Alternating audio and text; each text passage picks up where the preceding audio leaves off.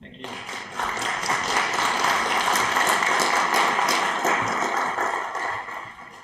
Thank you for this challenge of and reminding us of the need to keeping life and faith together, and life and action, faith and action together, which is very clearly that the church, I would say, in Sudan, in South Sudan, is doing much better than we are. We have to be honest about that.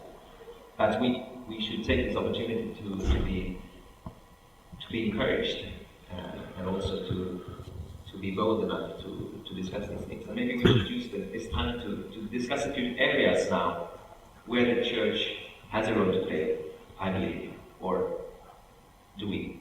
The first area I would like to ask you, all of you, is you've mentioned in a country like South Sudan, which has been traumatized by this almost 50 years of struggle and war, and still there are hotspots, and people are suffering due to conflicts and due to things happening. And I would like to ask you, first you, Stephen, and maybe also Marina, to give it from your different perspectives, and what is the role of the church in peace, building and healing of memories. So would you like to start? Okay, thank you. We as church, we are working very hard in our communities. That's of Louis is covering an area of about 7,500 square miles. And we have 7 big villages and then some smaller villages scattered all over. And through the churches that we have in these villages, we have very effective pastors who are working very close with the communities, and they are trained in pastoral counseling, and they are also implying that through their preachings. And we are very happy because you can see now people are very happy, as I said from the beginning.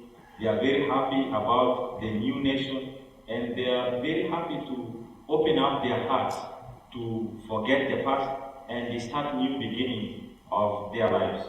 Because throughout the war, people lost so many relatives, close relatives, and some people are alive and they have lost part of their bodies. So you can see someone walking on a stick because landmine has blown off the leg or hand. And it is a very difficult situation, but we are working very hard to give counseling to people so that they can still have hope for life. Thank you. What's your reflection? I fully agree, and at the same time I would think the church could do more. The church that now, let's say on the national level, could do more and has to do more. One of the problems is we sometimes think that the church is not affected by what is going on the political level and in the past, of course, with the war and what have you. But to the contrary, of course, the church was most affected because the church was always where and still is, of course, where the people are. And so, coming from my experience, I would say one big thing is I sometimes feel that even within the church, something like trauma healing, reconciliation still has to take place. And if we look at ecumenical relations, of course, I guess maybe even here in Sweden you know it, that if there are times of crisis, of big challenges, it's very easy to stick together. If things seem to become normal, it's much more difficult to reach out and work with the others. So I personally see a problem there. And I also see a problem because now, as I said, we have 2 new countries.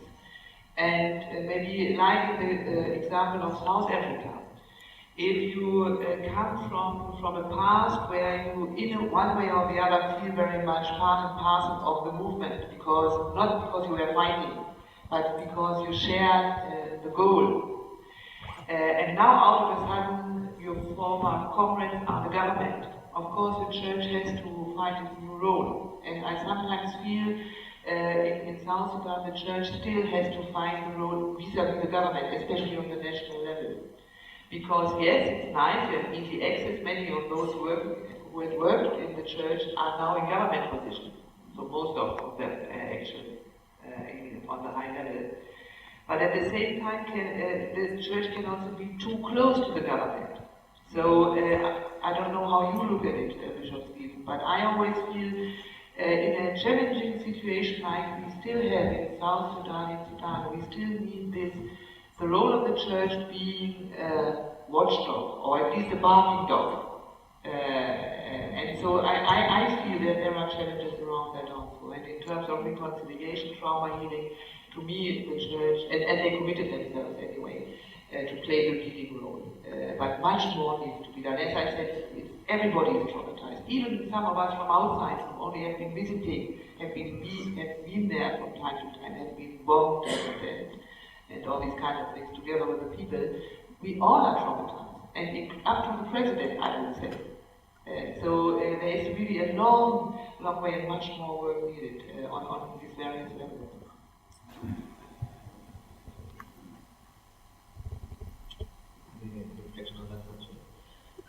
What all that this awakens is what happens. We know in individuals that post-traumatic stress syndrome can come quite a long time after the event.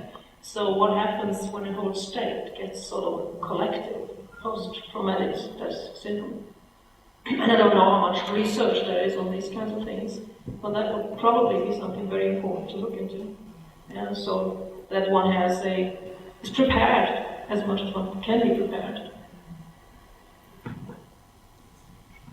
Another area that has been mentioned here is the resources, the role of the natural resources, and from a very local level you have the land, and you're cultivating the land, and that's really the basis of starting to develop the country again from scratch in many areas. But then we also have the oil, which is both a blessing we know, but also somehow a curse. How should this new state use its natural resources in the best way? Who would like to start?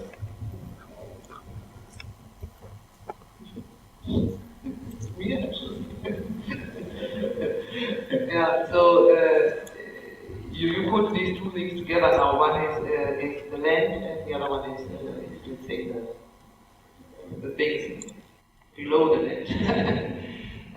If it comes to land, I would think that land issues, as you said with the oil, is also a curse and a blessing at the same time.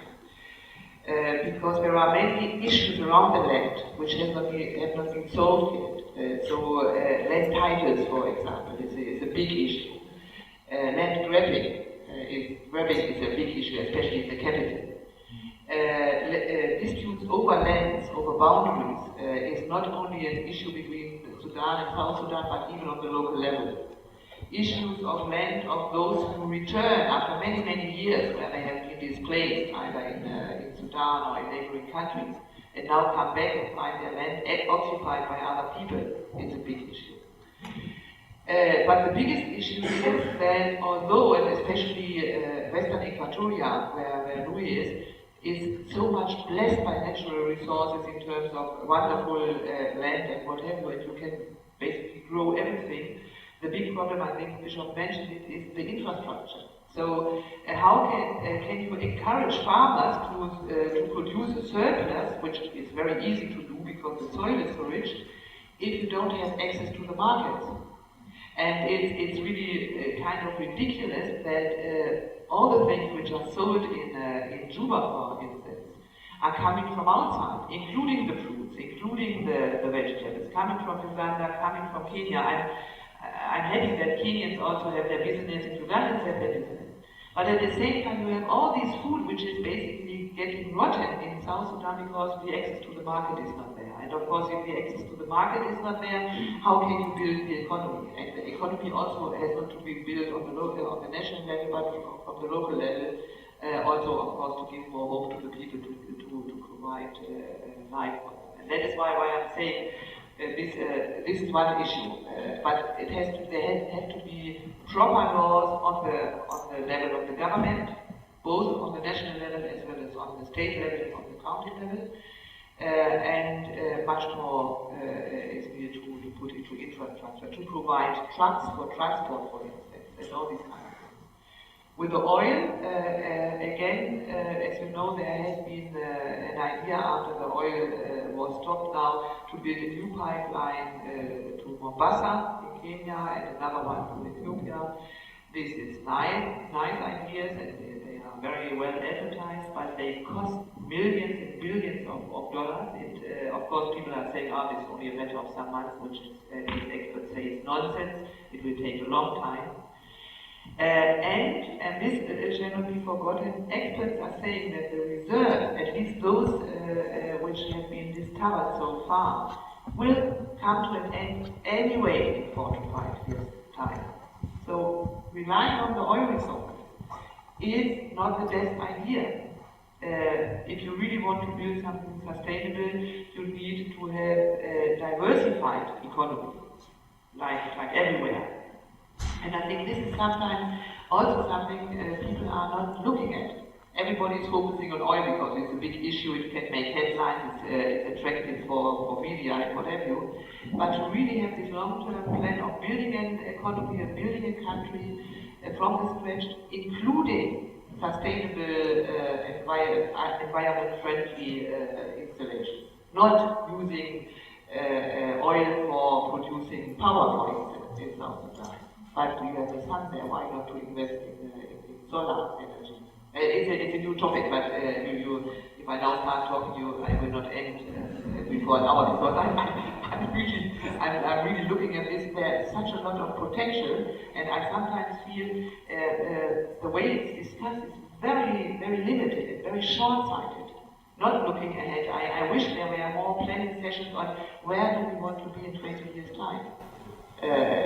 Looking into the future, including on the diocesan level. You might have it, I don't know, but really to have this comprehensive picture. That is always what I'm trying to treat. Sorry, I talked too long, but not. Maybe I think our host here is nodding at us, but I'll try to steal time for the last question here. And first, I would like to say that I hope that this has been interesting. Our time is nearly out, and I think that we have a lot to learn, and there have been mentioned a few challenges here. But I would like to present final questions to all of you about. We just talked about the role of the church, the role of the church in society, and now here we are in Sweden, and we are in Malmö, in diocese, and what could we do as individuals? Are there something we can do as individuals, and also as Church of Sweden? Is there a role for us in relation to South Sudan, and what kind of role is that? Stephen, what do you think? Okay, thank you. I think you have a lot to do. One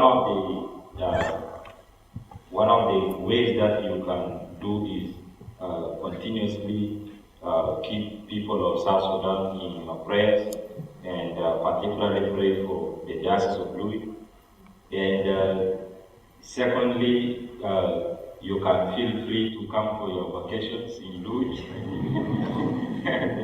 And thirdly, you can also support physically with some of the projects that are existing. If, for example, you are interested, you would like to support education, you can feel free to support education in Louis Diocese. If you would like to support with transportation, you can feel free to support with transportation, be it bicycle or motorbike or car or truck for the agricultural group that are existing. And if you would like to come and participate personally, you can come and stay for longer time as missionary with us in the Diocese of Louis. You are most welcome. And I think these are the areas that I can suggest as appeal to you. And the other thing also is, because training is very important for us, and even though we are working very hard to train our young people there, but also I would like to appeal for if there is possibility of getting scholarship in Delta of Lund. We will appreciate that and recommend some young people to come and study here and go back to continue building the new nation. Thank you.